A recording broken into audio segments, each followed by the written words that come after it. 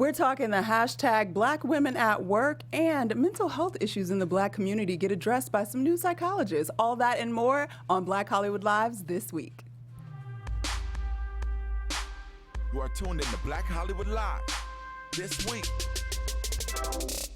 No, she'll never be queen, so now she got the vendetta. I ain't talking about David when I say I'ma get her. 20 mil on my off season, of course. 20 million when you ain't put out no album or tours. Yes, bitch, I'm me, pretty and icy. Get it icy, but my name's spelled N-I-C. Oh, feel like we're going under. Hey. We went under, y'all. We supporting Nicki Minaj this week, I guess. I mean, I just said it. I don't know why I said it, and then he No, that was put it good. in. I like it. I like it. That's a good come-in song. What's up, everybody? Welcome, welcome, welcome.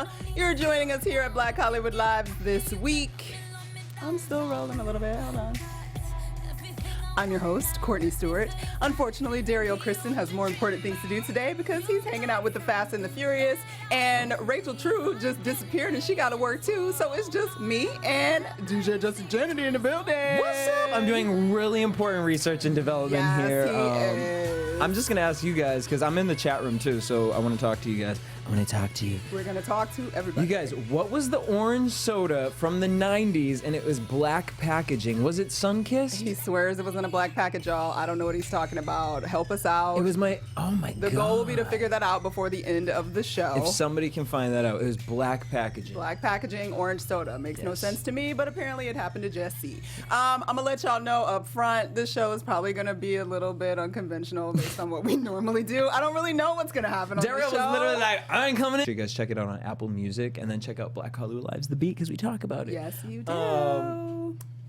It was just a long day, and like I've been like going to the gym a lot, and like just having some emotional things. You know what I mean? Like I have like an extra roommate for no reason. Your extra roommate's still there, y'all. Oh my goodness, y'all just wait for Jesse's house, which will be coming soon. But to that is the a positive, screen yes. near you, and you're gonna hear all about what he's talking about in terms of these extra roommates and random things that go down. And you'll find out why I shaved my head. Exactly. He ain't got no hair no more, y'all. What happened? I ain't gonna lie. I actually kind of wanted to do that to myself this week. I literally had a Britney moment. Like it was Yeah. just like, you Let it know go. what? It's the time. Let it and go. Make sure you guys check it out. I am working on that project with the homie Courtney. He's working on a project, guys. Okay. And you'll find out why. Yes. All right. So I ain't gonna talk about my week because I don't want to remember it at this point. I did work out, Yeah, so that that's was what really happens good. now. I went hiking every day, so I feel good about my life in that regard. But some people wanted to share when they don't be feeling so good about their life up at work this week. So what went down, Jesse? So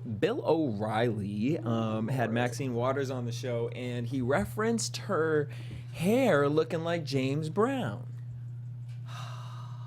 Now, there's a time and a place to crack jokes and whatnot and things like that, and this was not really one of them. Twitter went ham. Yes, they did, honey. And they started this hashtag Black Women at Work because this, to them, reminded them how hard it is, one, not only to be a woman in the workforce, but to be a black woman in the workforce and having to take little little jabs and things like that, or pay cuts, or you know what I mean, just things like that. You know, Pay cut? What you talking about? We never got the pay to begin with. Okay, black women are at the bottom of that list. So Twitter has just been going ham with it. Bill O'Reilly has come out to apologize and say, you know, I was just joking. yeah, it wasn't what I was trying to say. I was misplaced. But I Oh, was these joking. liberals. They're so sensitive, these liberals. It's so annoying because also, and they always like, oh, it's not a black thing and da-da-da, whatever. It's all good. But you literally, like, they're talking about serious policy issues. Maxine's clip when she was on the Senate floor or whatever, and literally to change the topic, like make the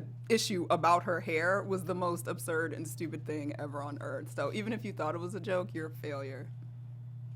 And that's how we feel about that. Sorry about it. Let's move on to something that really matters here, other than Bill O'Reilly's whack ass. All right. So during March 19th and March 24th, a dozen Black and Latino children went missing in the D.C. area. So here's where we have like why I can really appreciate social media. So, you know, kids tend to go missing and things like that. Like, that's not something shocking or new, but it was just kind of a big clump of young women Seemingly all at the the same time. You know, just gone. So the media didn't want to report on it. The police didn't really want to like do too much investigation into it. So Twitter decided to start a hashtag and let everyone know. So you've probably seen on a lot of people's social media this exact picture kind of going around to bring awareness to the subject. I think it's interesting, though, how little coverage it's getting, because I keep reading different sites, and everyone has totally opposite. Like, that's opposite, sort of why we didn't talk about it before, Yeah. because there was a lot of conflicting information coming out, and we weren't really sure what was happening, because at one point there was concern that it was all a part of a sex trafficking ring and like all this, and as far as I'm aware, that has been debunked and it wasn't the case. But the issue seemed to be that the police decided to start using social media more to get the word out about these women, and it wasn't necessarily that there was suddenly this massive increase of snatched up girls, but that these girls, I mean, it's always a problem is the issue, but it just seemed like there was a cluster at one time because they started using social media at a specific time. But that doesn't take away the fact that there's lots of missing Black and brown girls that don't get put on Amber Alert and all that kind of stuff, so that is an issue. And they came out to say, I mean, you know, so since 2017, 534 kids have been missing. You know, the police came out to say that, you know, this isn't really something like, maybe it's shocking for you guys because, you know, you're seeing it now and it's in your face, and this is something, you know, that we should be worried about. But typically, on average, 200 kids go missing a month. that's This so year, though, scary. this year, it's actually gone down 10 children, 190 a month. So people coming at the media, people coming at the police, again, I think that it comes to just really making sure that we wait before we make a comment. Yeah, or try to get as much information as Information. possible. But in the same vein, or on the same note, it's not a bad thing that people started posting this everywhere, even if they didn't have the story completely clear, because that still got those pictures of those girls out all over the place. So that's still a fantastic thing. And a scary thing, because good Lord, That's a lot of kids. that's a lot of kids. Like, And I mean, it goes big. one kid is a lot of kids to just be missing and have no idea where they are. And then it keeps bringing me back to like bring our girls back, like how just under the butt, like don't even talk about it, don't even think about it, like, you know, and it's not important to us anymore because we have so many new hashtags, and so you know, this world, it's just a really confusing place, and that's where my week has been. Actually, my week has just been, the fuck is going on in this world? Yeah. Like, it was so simple. It was so simple, and then like 12 happened.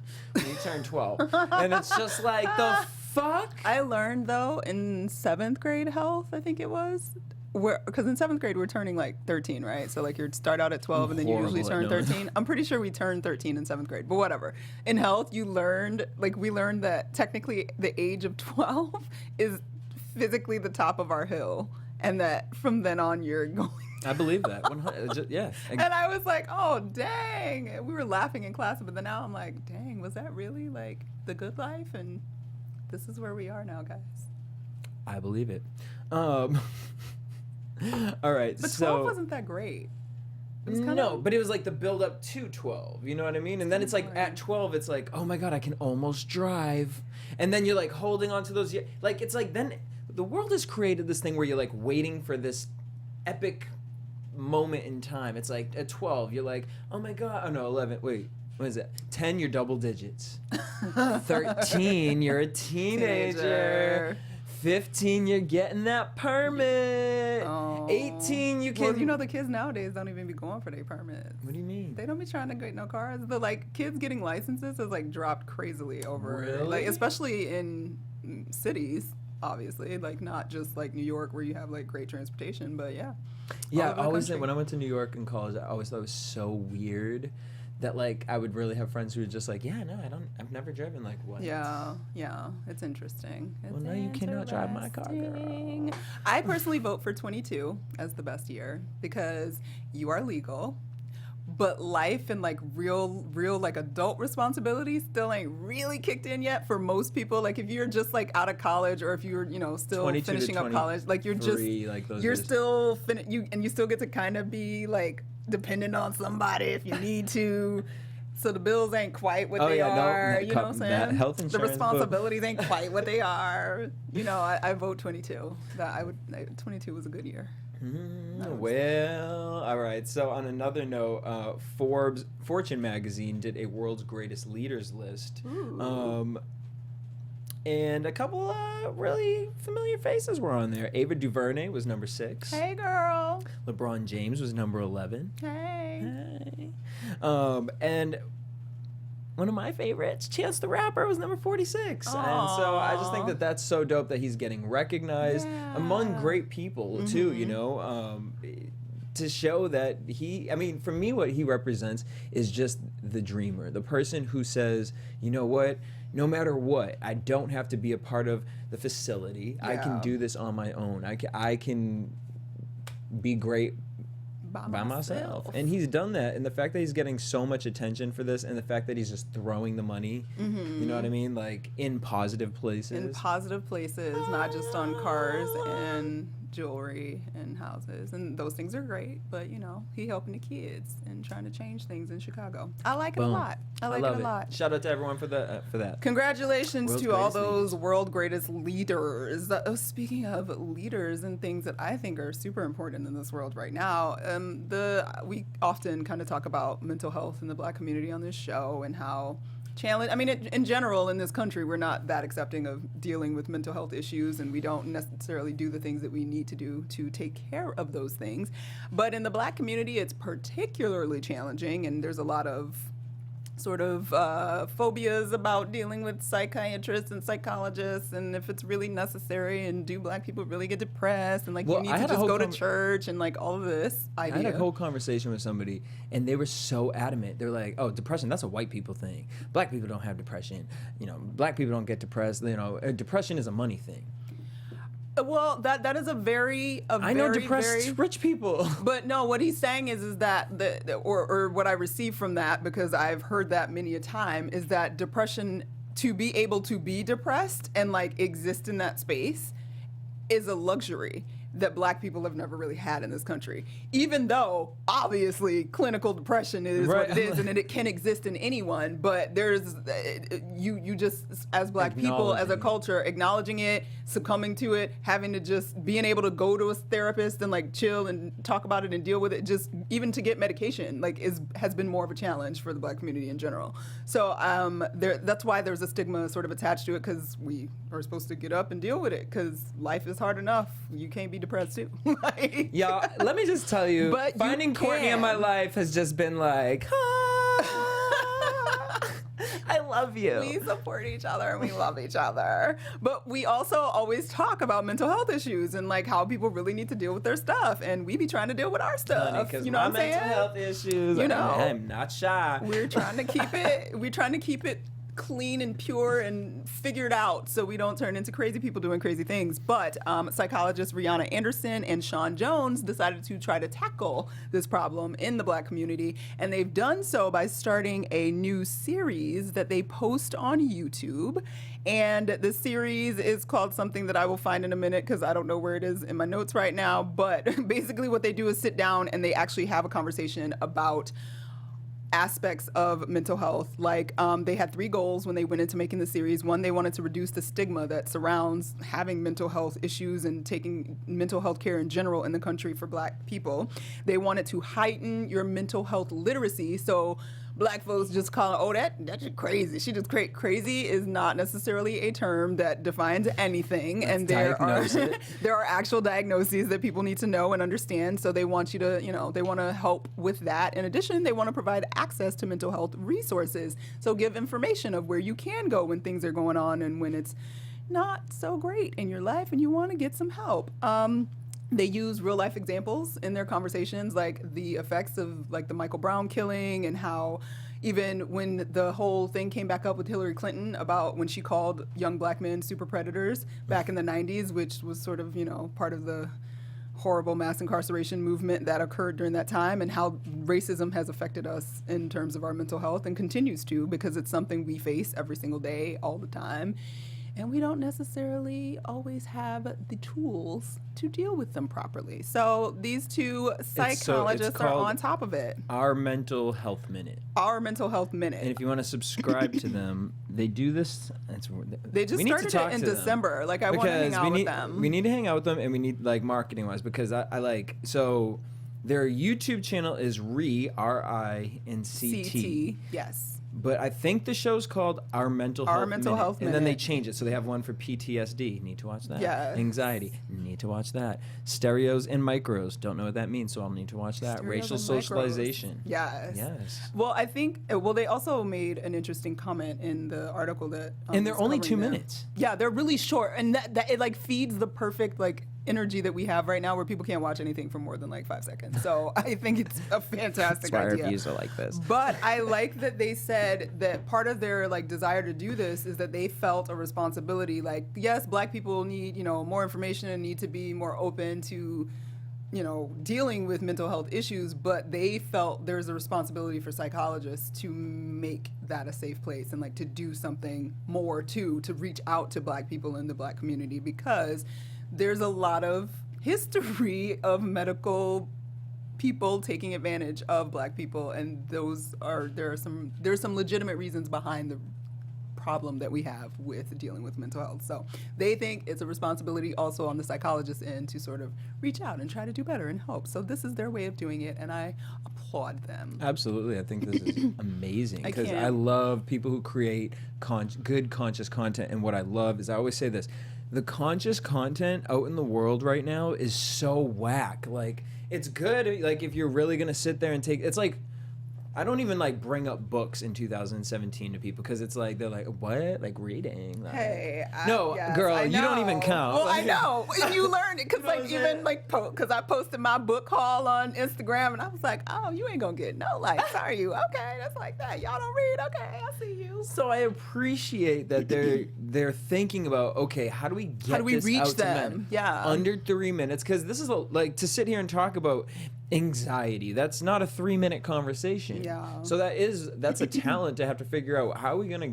get this into 3 minutes, so that way when you watch this, you can walk away feeling like you've learned. And I think that's why it's like, what's that network that the kids the baby's been watching? It's like the new PBS for like little kids. Where the Caillou be at? Yes. Oh my God. Oh my gosh. Anyone in the chat room? Y'all know I don't remember. No. I know, because it's the one that's. And it's 24/7 programming of children's stuff. Like, and it's like, it's genius. And I find myself when I go home and watching it with my nephew, my body is relaxed. I feel happier versus when I'm watching TV. And it's funny, because there are things that I'm learning. Like, you even learn things, and I'm like, wait a minute. You're like, I didn't know that. These kids just be picking this up like this. So I think it's about creating content, because adults are grown children. Yes. So it's about creating this type of content that adults will think are cool, or teenagers would think was cool. And so I like this. Or, that we just have time to deal with, because we have so much to deal with all the time. And in reality, there's content coming at us in every direction about everything, everywhere, all the time. I know, but we're so in this rabbit hole of ratchet. Like, and not, when I say ratchet, like, everything isn't ratchet, but it's just like Bill O'Reilly and the Fox Factor. Like, that's ratchet. Like, that's not something that you should be feeding into or like allowing to leach off of your skin. It feeds you. I don't know. It sucks us dry is what it's doing. Did I talk about it on this show? I posted this video on Facebook, and it was talking about water and how we're made up at 80% of it, right? And music.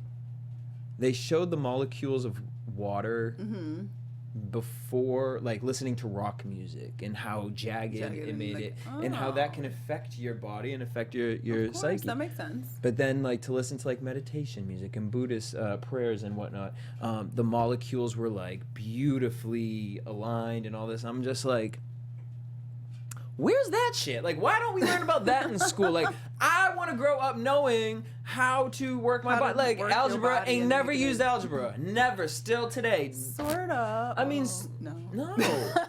Honestly, like, even I was a bookkeeper.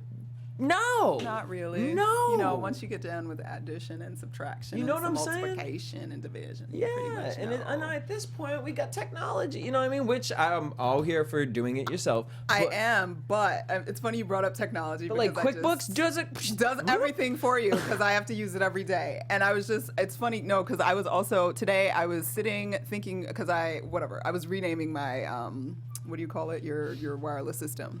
And I was trying to come up with a name that's not super whatever and my password not crazy whatever. And I was doing it in French. And I couldn't remember the French word for, I don't remember which one I was trying to figure out, but let's just say home. I don't know. It's like, why don't I remember this? It should be like in my brain. That's an easy one. So I go to my little Google and I'm like, oh, French word for home. And it pops up and it has the pronunciation. You just press the button. It tells you how to say it. I was just like, what? How do kids survive like actually doing anything in school? Because you can Google any and everything and get every answer and it's right there and there's nothing to do. So anyway. Sprout. That was the kids' channel. Sprout, Sorry. yes. It was gonna really bother me this entire time. It just I came. understand. It's a really good It program, is, and it's good. the people who have created that, like, I just need them to like. It's been around for a while too. No, I know, but the way they're developing it, like, we need a teen Sprout, we need an adult Sprout, like Well, they might turn into Nick if they do that. Nickelodeon. Because Nickelodeon used to do better, I think, personally. I mean, they still do okay, but I'm not really that You know, into their Nickelodeon programming, always had really. Ren and Stimpy, and that always made me look at them. Well, but that Ren and Stimpy was the shift. Oh, I was gonna say it was the shit. Don't It- get twisted. Well, it was that too. My but mom it would never let me watch it. I'd Yeah. have to sneak in. She would hear the theme song. She'd be like, Jesse! Yes. Do you remember Powder Toast Man? Oh, yeah. Y'all don't want to know how No, much I used to play remember. Ren and Stimpy, the video Powder game. Toast I Man, used the to log connect- song. Yeah. Everybody wants a log. Happy, happy, joy, joy, happy, happy, joy.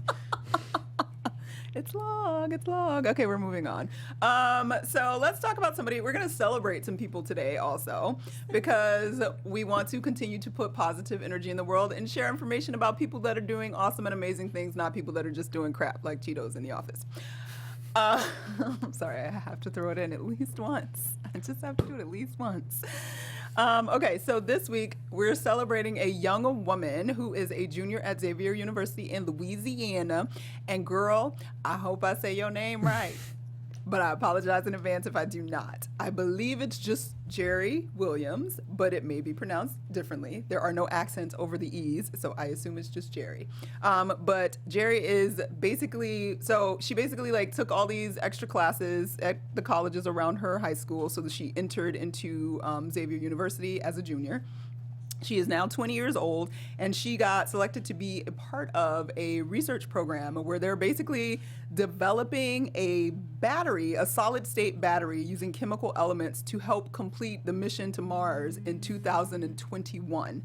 So she's basically on this team helping create this battery that will take us to Mars in 2021, which is weird to say because I'm like, 2021, oh my God, and then I realized that's 4 years away. Woo, time flies, guys. So she kind of was talking, she was interviewed and talking about how this sort of came about. Basically what happened is Xavier received a $5 million grant to fund the research project. And the research advisor is Dr. Maida on the project. And he had already sort of developed a battery like with pacemakers. And somehow that technology is also being used to create this battery that they need to create to go to space. And the reason she got excited about it is because she was like, my grandmother uses a pacemaker. Like, of course I want to join the team. So she joined the team, and she loves that she's constantly being challenged in the research lab. Whether she said, quote, whether as a researcher or as a normal human, because as a person, we develop thoughts and hypotheses, but it is not true until it is tested. And it makes her super excited. She's going after a dual degree in chemistry and chemical engineering. And I used to love chemistry, though. I kind of sad that I didn't pursue chemistry because I enjoyed it. But anyway, ultimately her goal is to become a lawyer for a chemical plant or a chemical engineering firm. And she would also like to start her own cosmetic line for people with eczema because she suffers from eczema. So she want to play with some chemicals and come up with something awesome. So congratulations, Jerry Williams. You're amazing. And we are inspired by your hard work and your continuing success. I'm sure she's going to be, we'll be talking about her again in 20 years. And she probably done came up with I don't even know at this point, what else can they come up with? They're already making body parts and making hearts and cups and just all they're doing some wild stuff. Okay. I know, and it's just crazy because I go through this religious part in me. Then it's also kind of well, science and technology, and this is where we're supposed to be building to, and it's is it? Because I have debates with a friend of mine. It was like, God, can you just come down here one time so we can just have one seminar? Like, we just need a re-up. We just need a re-up. A re-up. Come back, Like, Jesus. And Jesus, tell us, like, what is it? Like, what I we don't really want should you be to, doing. like, Jesus, I love you, but I don't want you to come now because I know what happens when that song comes on, so I don't need that to be while I'm alive right now. So, God, if you could just come down and, like, let's have, like, quick little halftime moment. Yes. You'd be like, all right, guys, here's how everyone's doing. You're sucking right now. You know what I mean? This, and y'all going in the wrong, and y'all that want to recreate them dinosaurs, bad idea. Not a Because good I plan. eat too many microwave foods to be going like, you know, they say trust your heart, trust your, like, I can't. You eating microwave food? I mean, not now, but growing up, that's what I ate. Like, I'm we eating did. much better now. Okay. Well, did you? Well, we didn't eat a lot of microwave foods, but we I did microwave whatever food that was Stouffer's mac made and often. cheese. Did you really? I thought it was so gross. No, it was, but It was so gross. like, The only thing I was my really mom was into, psycho with us touching the stove. Like, I did well, no, like 'cause I the live with my pizza grandmother. nuggets. I did like the pizza nuggets. But, Pizza nuggets. you know, what do you call them? They still make the pizza nuggets, like the little, you know. You mean Tostito? No, not the bagel bites. Tostito, No. pizza Tostito, rolls. yeah, those things. Ew, but when you call them nuggets, that's Well, that's what they are. No, they're not pizza nuggets. They're But I like didn't- little pizza pillows. But they are like pizza pillows, and that's why I have a problem putting them in the microwave, because then they're too gooey like a pillow. I would see? put them in the oven and No, like toast my problem is them. I inhale them. Yeah. And microwave oven, it don't matter. I prefer them in the oven. Like, get a nice Yes, little but you don't toaster wanna oven. take Ding, ding. forever. Yeah. Yeah. But sometimes you just need that You real need it quick. real quick. Did you ever eat Hot Pockets? Did I ever? I've had every flavor of a Hot Pocket you could. Oh Even my to this God. day, it's really hard for me not to open the Hot Pocket because it's just habit to not open it up when I see a new flavor. I'm like, oh, what are these ones? I am so mad. But now that I'm friends with You cannot eat Courtney, any of that. she got me reading the back of books. Not the back of books. Back the of books, the back of cartons, foods, and I'm food. like, what is that? shit. I don't know what that is. I Yeah. never looked at sodium a day in my life till I met this woman. And it's so funny. You know what Tiana said to me? Wow. She was like, you know, Jesse, every time we go out, it's so weird. You always get corn. And I'm like, because I'm scared to get it from the grocery store. I ruined Jesse's food life. Side note, just because we're talking about food, and it does have something to do with the food, did you see the tweet that McDonald's tweeted today? And the that- Wendy's shaded the fuck out. Yes, so the tweet was from McDonald's today that by, 2018? I can't, Or yeah. something, or 2019, their quarter pounder will be made of 80%. 100% fresh Was it beef. 100 or It's I 80? think it's 100% fresh beef. And then the question came up, well, what the hell was it before? And Wendy's responded. We have to find it. But that just made me think of you because I keep telling you to stop eating McDonald's. Look, here's the thing. I've eaten enough shit in my life that it just is. Did you find No, it? they didn't even give a percentage. Oh. Today we've announced that by mid 2018, all quarter pounder burgers at the majority of our at the majority of So your restaurants every one of them can't afford to will be fresh cooked with beef. fresh beef. Okay, now we could pull this apart in different Well, people ways. are sensitive. They're like, oh, they Fresh just mean not beef, frozen right. anymore. Okay. Which is what I'm sure that they're referencing, but disgusting. Here's my thing. I do this with all the time. I actually did a stand-up set talking about Subway because you cannot tell me that I've been eating chicken my entire life and then come on and be like, oh, here's the real chicken. And now when I'm looking at the two chickens, I'm like, why is that one slimy and cubed? Yeah. And why does that one look like ripped up rotisserie chicken? Yeah. Like, you can't do that. You Yeah, can't but do they that. I know you are. are. I understand that. And like, why does your roast beef glisten like that? Like, why does it look like Polaroid sunglasses? It looks like a fly's wing. If you, they're roast beef at Ew, Subway. It's what are you talking? disgusting. Oh my I god. will not eat roast beef from Subway for that exact reason. Okay. What is well, this? Wait. No, they didn't do a video for Steven the in the McDonald's. booth. He's got a Steven. video. Oh my god. So it's so this is they put a video of them cooking fresh beef. McDonald's, get it together. Now mean- at this point, you know what I mean? Like, it's just hard because it's in my neighborhood, you know what I mean? Let's just say I live on the border of like a cute neighborhood and not so cute neighborhood. So I feel bad for the people who live in the cute neighborhood because the cute neighborhood, there really ain't that much shit around to go get food. Like, you have Yeah, to you go gotta into a drive place or like somewhere sit at a else. restaurant. Yeah. Or the only like quick things around is McDonald's. Literally, there's 3 McDonald's around me. it's been, There's an In-N-Out burger, but like that one, you go wait all the way down the goddamn line. you gotta wait. Yeah. Well. So it's like, that's why a lot of times you'll see me here, I'll grab it, it's right next door. So I just be like, shoot, I'm It's starving. I need easy. something in my stomach. Otherwise, I'm going to be passed out on here. You know what I mean? So I might as well eat the cardboard Eat or the cat or eat whatever. the cat it or is. the whatever it is. I want to don't believe that know. it's not another animal. Like, I want to believe that. Okay, I here's would what I'm saying. almost feel better if it were another No, animal. The here's why. problem is that we don't know if it's like No. weird innards of like random I don't even bugs think it's or that. something. Like I don't even think it's that. So it there's, definitely doesn't look like. there's this food. game. Uh-oh. And You scared your dog. His dog Rex is hiding behind a chair now. Oh my God, After this Rex. conversation. Rex. Rex is like, this is what you feed me? No, get out of here. All right, so there's this game. Can't remember the name of it. But if you Google like McDonald's game, so you basically are in charge of a McDonald's, and you have to buy the land, you have to grow the crops, then you take the crops and you feed the cows, and like, but then there's this one thing, right? And then you take the cows and they pick the cows up. If the cows get sick, you can still kind of use that beef if you want to, or you could kill the cow. Oh, jeez. And don't get it twisted. I've been under the gun a little bit. I had to use some sick cows before. You killed the sick. You used the sick cow. But here's the thing. They also give an option to feed the cows like waste.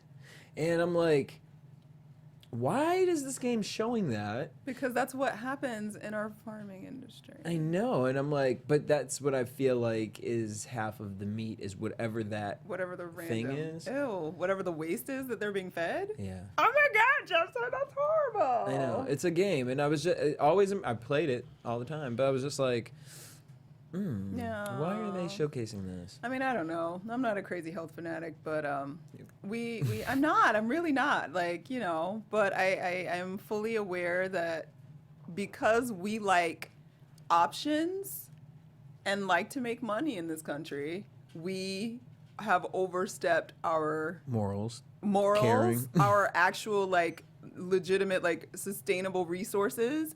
And so we go extra, like all these cows and doing all this stuff because everybody feels like they need to have a supermarket full of beef year round. Like that was never how we were meant to be, I believe, on this earth. Like having full access to every single thing and every single fruit and every single everything all the time, anytime you need it, wherever you need it, in any capacity that you need it. And I think that's where we've gone wrong because we want to keep building up that industry and making sure people are making money like that, and we don't think about what it's costing us internally and on the planet. It's so funny that another thing this week, I was just like, what is life, right? Who knows? And I'm like, I because see, don't- the thing is, like, I always say it, and I say it because it genuinely, especially looking back, I never realized it in the moment how different my life was from a lot of people, like growing up with natives, and being this age and like living in New York, coming out here to LA, like, because in New York everything is like this hustle and this grind, and you gotta. Yeah. Out here it's like materialistic, superficial, and You can go hike though and get a green juice.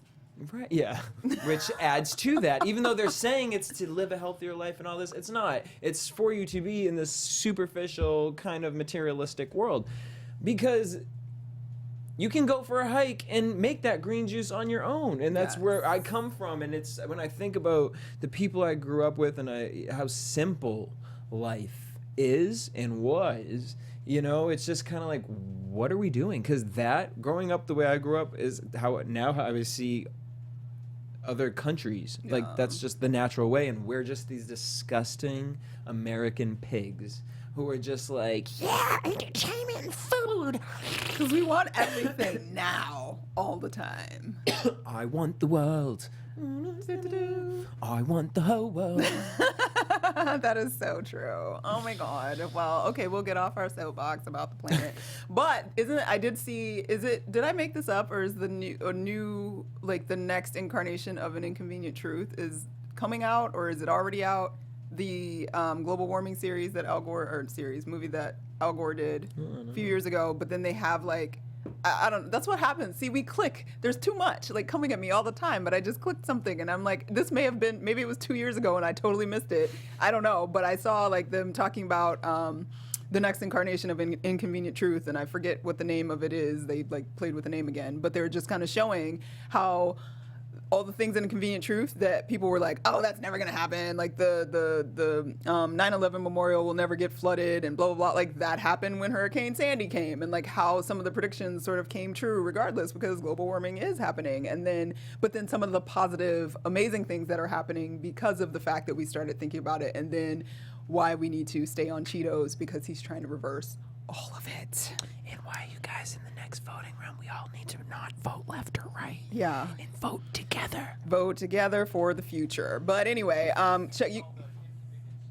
Aha! It is just an inconvenient sequel. Okay, so I'm not crazy, right? It's like it hasn't come out, or it's on its way out, or something. Not out yet. Okay, there you go, guys. See, spreading information because we are just talking about random stuff. And we're going to close out with a last story celebrating another person who is about to do something else amazing, because he's already done one thing superly amazing, and I'm sure he's done many other things in his life that were amazing. We just happen to know about this one. So Barry Jenkins, who was the writer, director, producer of the exceptional film Moonlight that I've been touting the praise of since last year.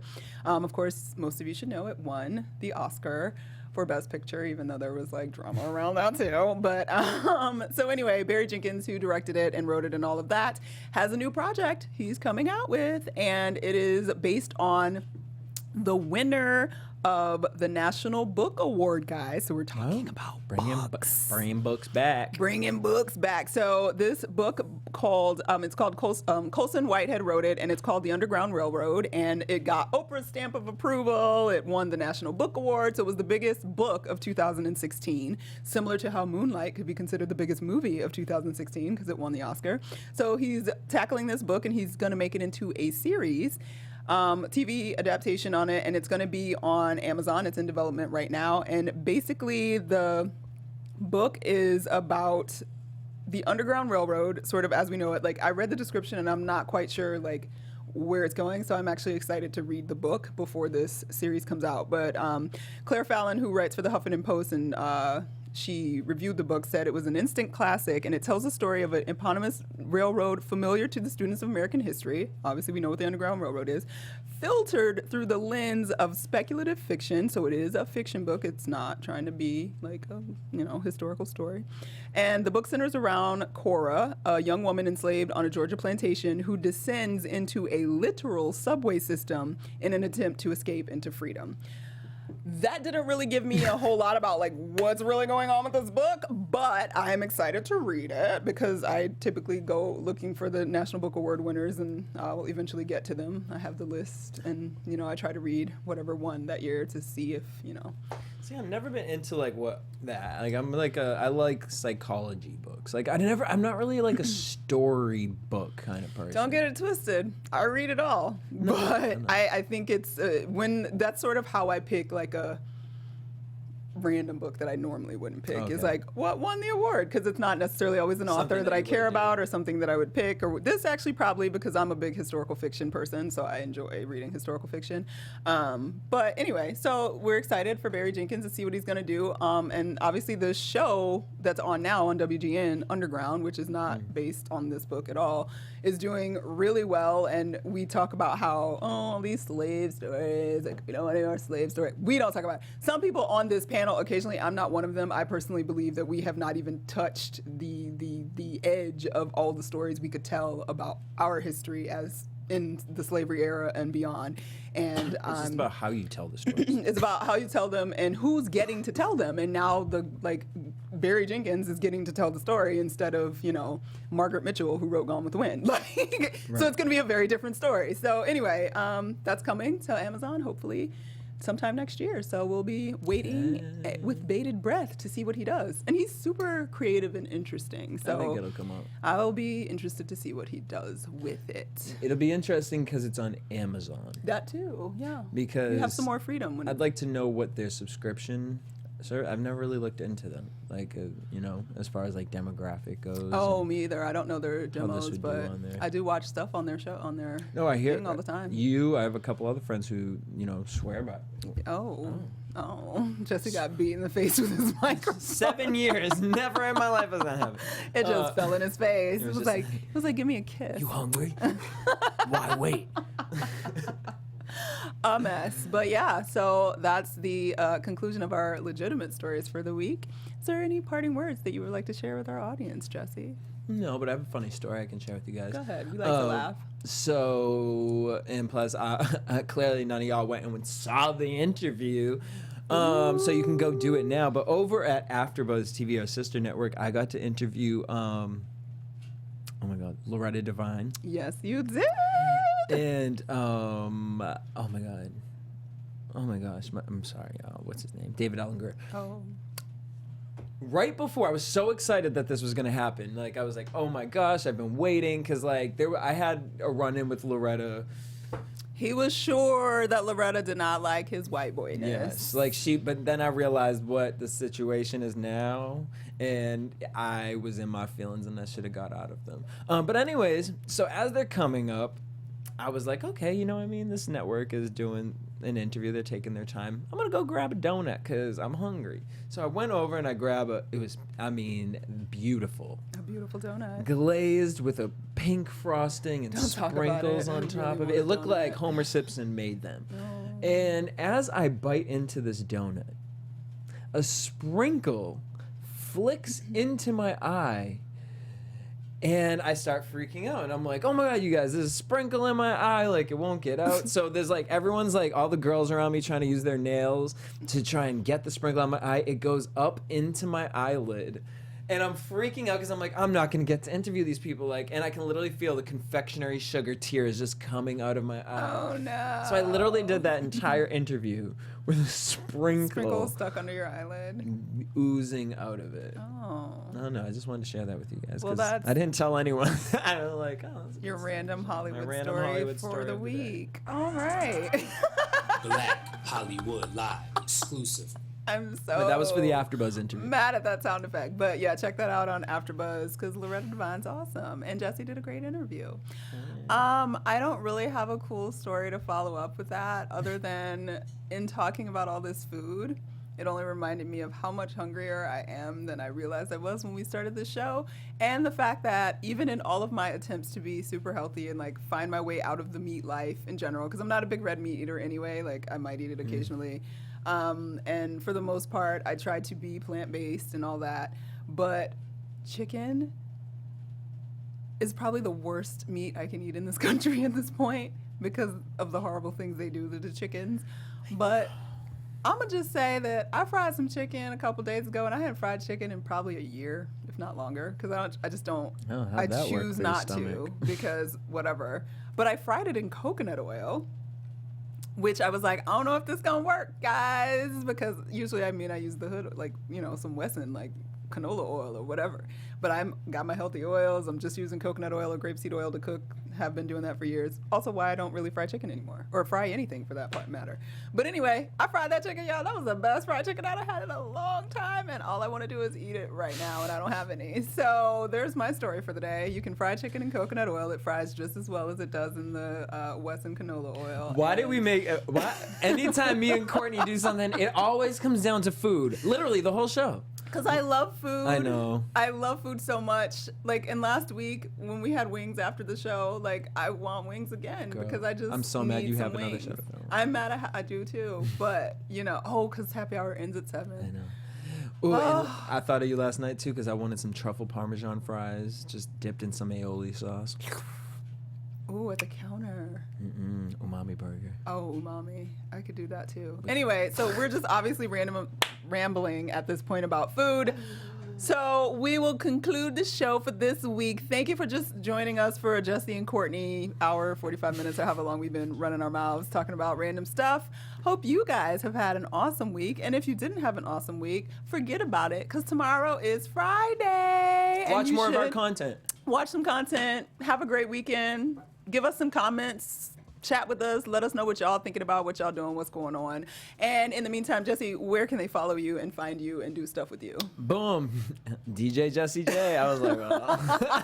Well, actually. And if you guys are in LA, April 14th, come to Trapchella. Check out my Instagram at DJ Jesse J for more information and get your tickets. It's gonna be You turn. did have that video up, and I was like, what in the world? Oh, you're not even gonna be ready. What is going on? Anyway, so I'm everywhere, guys, at Stewart Starlet. Follow me, find me, come tell me about yourself and whatnot. And make sure you follow us at BHL Online because we need followers and we love you. So thanks for joining us. You guys have an awesome week. Bye. From executives Keven Undergaro, Dario Christie, Tiana Hobson, and the entire BHL staff, we would like to thank you for supporting Black Hollywood Live, the first online broadcast network dedicated to African-American entertainment. For questions and comments, contact us. info@blackhollywoodlive.com. Like us on Facebook, tweet us, or Instagram us at BHL Online. And I am the official voice of Black Hollywood Live, Scipio. Instagram me at KingXOBay. Thanks for tuning in. Hollywood redefined. The views expressed here are those of the host only and do not necessarily reflect the views of BHL or its owners or principals.